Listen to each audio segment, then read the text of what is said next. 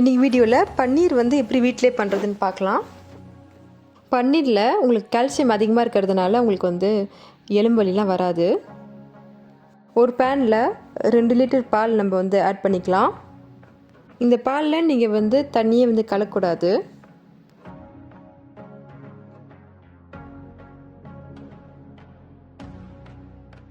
ஒரு லெமனை கட் பண்ணி இப்போ நம்ம வந்து புழிஞ்சு எடுத்துக்கலாம்.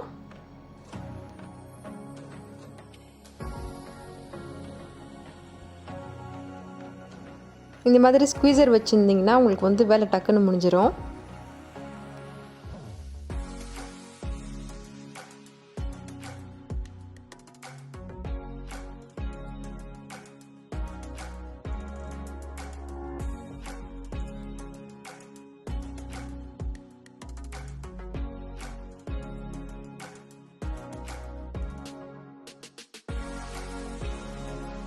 கொதிக்கிற பாலில் நம்ம வந்து இந்த ஜூஸை வந்து ஆட் பண்ணிக்கலாம்.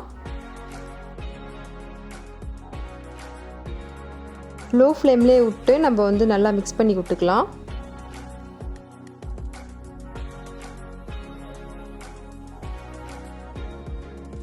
நாலுலேருந்து 5 நிமிஷத்துக்குள்ளே இந்த மாதிரி ஒரு தயிர் பதத்துக்கு நம்மளுக்கு வந்துடும் கெட்டியாக.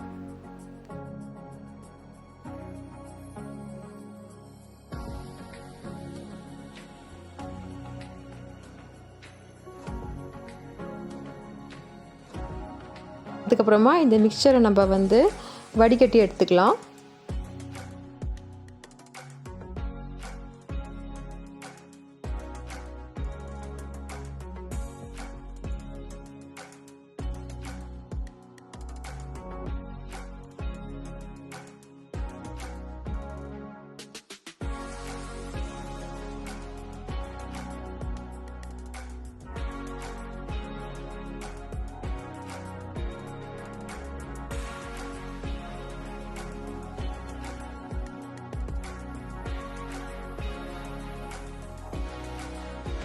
இந்த மாதிரி நம்ம வந்து ஸ்கொயர் ஷேப்பில் வந்து பண்ணி எடுத்துக்கலாம்.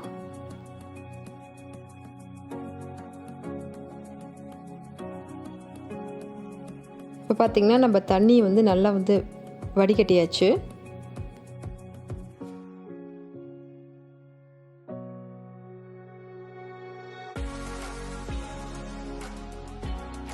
இந்த மாதிரி ப்ரெஸ் பண்ணிட்டிங்கன்னா அந்த பன்னீர் வந்து நல்லா அழகான ஷேப்பில் வரும்.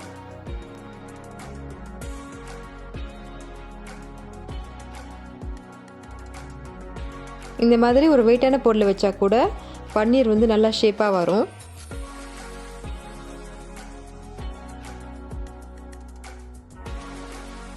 ஒரு நேரத்துக்கு நம்ம அப்படியே வந்து விட்டுறலாம்.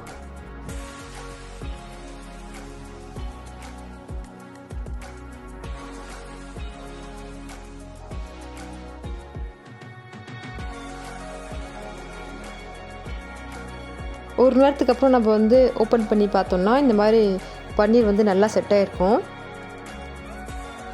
அவ்வளோதான், பன்னீர் ரெடி ஆயிடுச்சு. இது நீங்கள் சின்ன சின்னதாக ஸ்கொயராக வெட்டி நீங்கள் வந்து கிரேவியில் சேர்த்துக்கலாம், நல்லாயிருக்கும்.